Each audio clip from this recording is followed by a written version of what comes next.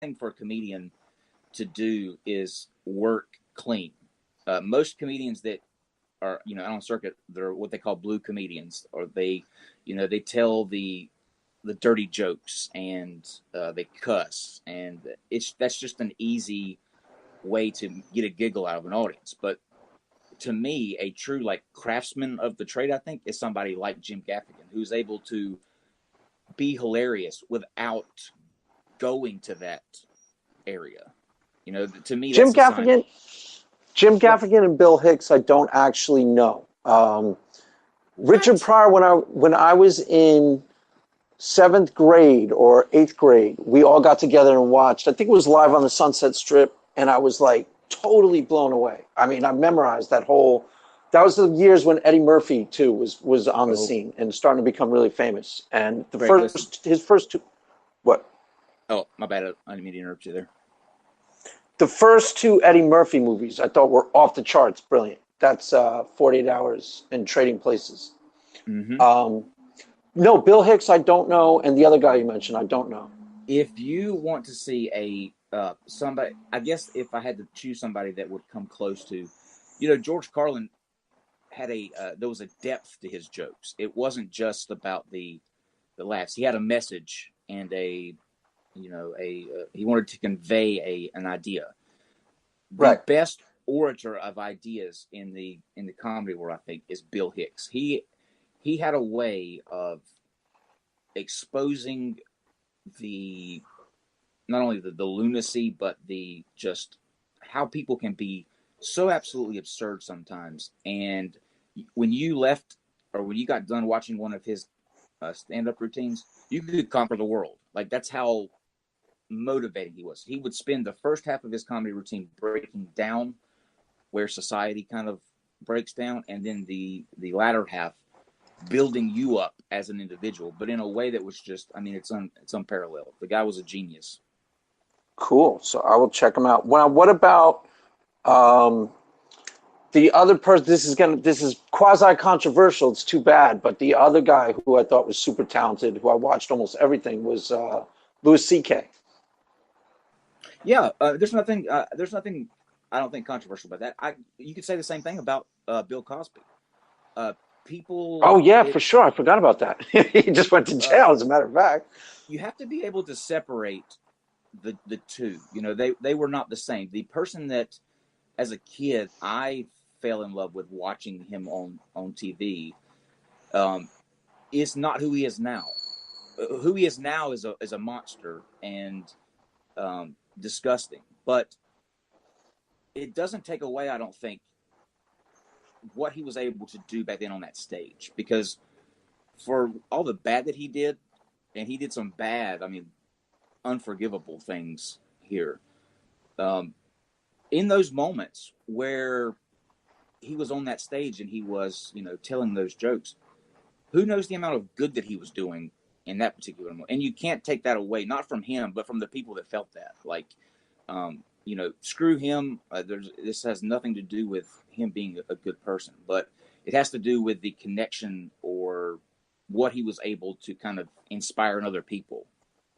You know what I mean? Does that make sense? Yeah, it makes total sense.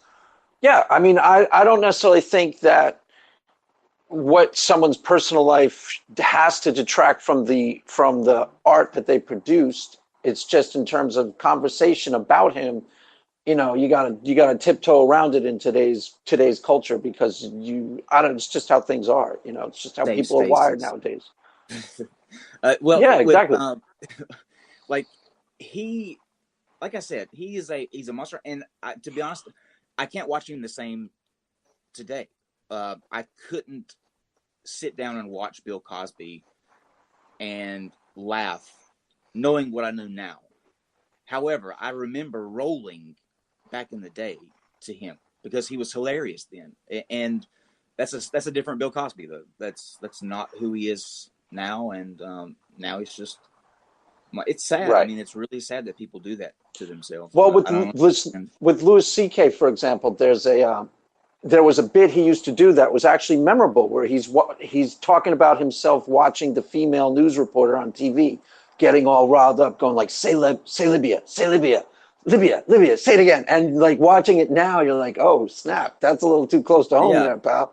You know, yeah. that's a little It's scary. it's a sad thing. I don't understand. Like you never can tell with people. I don't have that impulse that wants to drug women to sleep with them, or do just disgusting acts in front of them. So I'm not in either one of their heads. But to me, when you have that kind of command of people, because Louis C.K. could have been huge. I mean, like he could have been a legend, and to throw it Yeah, all away absolutely. for what? I mean, like now look at what he is. He's a joke. He, instead of his jokes becoming legendary, he's now going to be a legend for being just a joke, and that's sad. Yeah, that is sad. Okay, so let's go to the heart of the matter.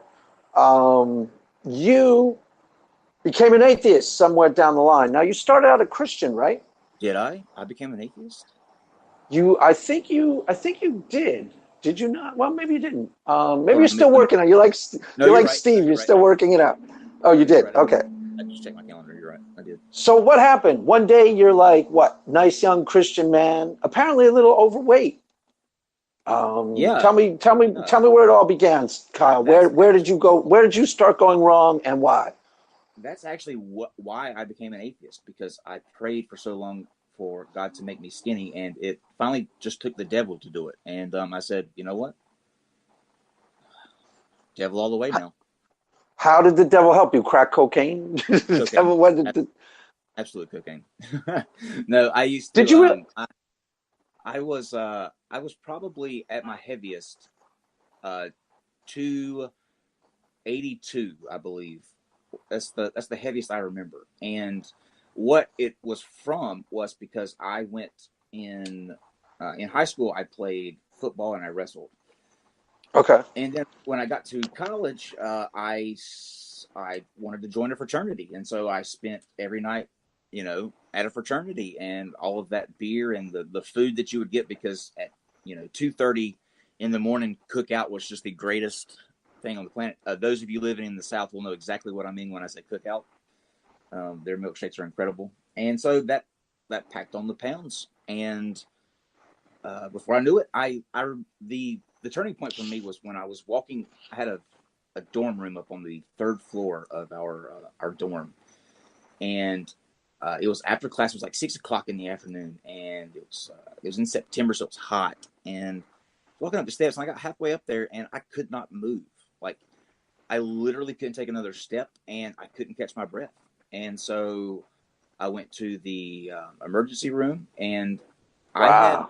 I had, in the course of me just being at college for 2 years, gained so much weight so quickly that it had developed a form of asthma in me. There was so much like pressure on my lungs that it wasn't used to for all those years. So you introduce all of this um, weight very quickly, and your lungs don't have time to kind of adjust with it.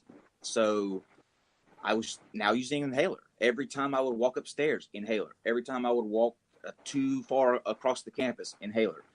It was just pathetic. And I woke up one morning, and I was like, I am not using that damn inhaler for the rest of my life. It's just not going to happen. And so for the next 2 years, spent trying every diet thing you can imagine. I tried the Weight Watchers. I tried Atkins. Anything in the grocery store that had low fat and low carb.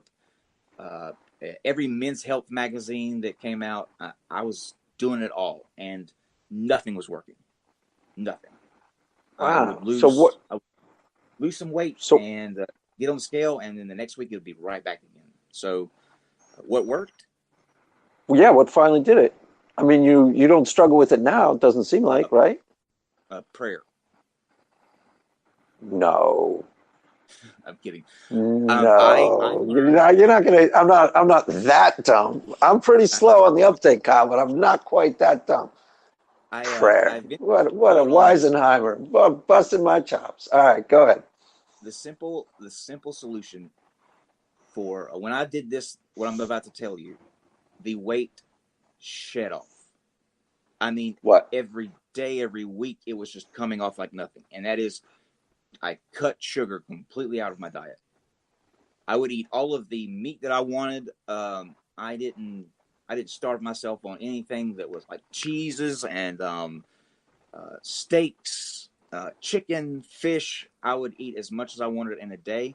And by me cutting out sugar, no drinks, no like white breads, nothing with that simple carbohydrate that breaks Simple down very carbs, quickly, right? right? Shoots your blood sugar up.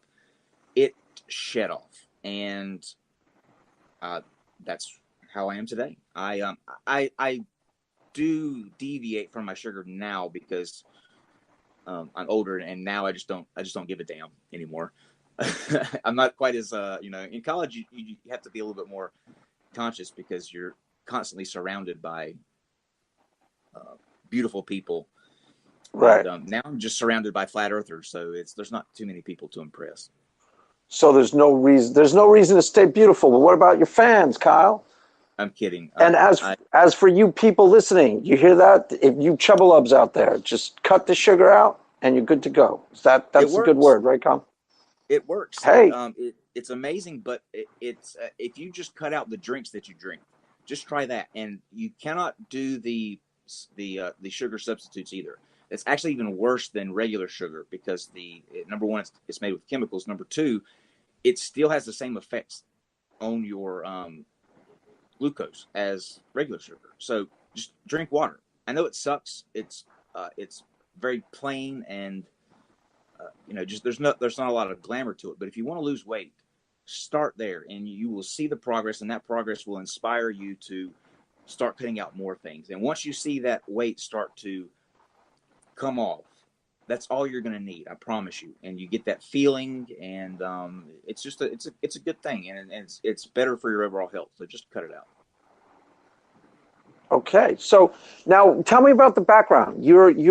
The family that you grew up in is Christian, correct? And you were Oh yeah, raised strong yeah. Christian? Like, were you raised intensely Christian when you were in like high school and grade school? I was very intensely Christian, and it's my entire family is very, very, very hardcore Christian. I've actually got three pastors in my family.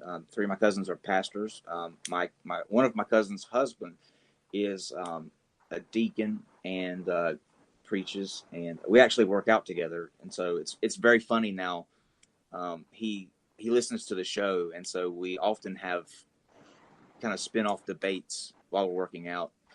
And it's a good dynamic that we have, that we're able to do that. He doesn't treat me So any he's cool. different. He's cool with your stance.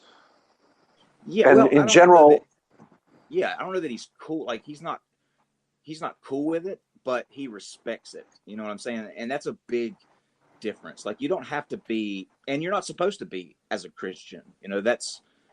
That's what the Bible tells you. You're supposed to go out and preach the good word to everyone. preach the gospel. Right. So Yeah, actually, go out into all the I would actually world. be offended if he didn't try, because that would mean he didn't want me to spend eternity with He him. didn't care. He didn't Right. care less. Yeah. I don't hold that, Now, but he respects it. He doesn't try to like demean or treat me any differently because I don't believe the same thing that he does. And I think that's an important takeaway that some Christians could really learn from. That you don't have to like it, but you should respect it. now, where you grew up, is I don't actually know this. Is that considered the heart of the Bible Belt, or is it a Yes, really religious community? Yeah, it is considered. Okay, so what's that experience like? Tell me about that. well, You were Christian in high school, right? And you were like a practicing Christian. You go to church on Sunday.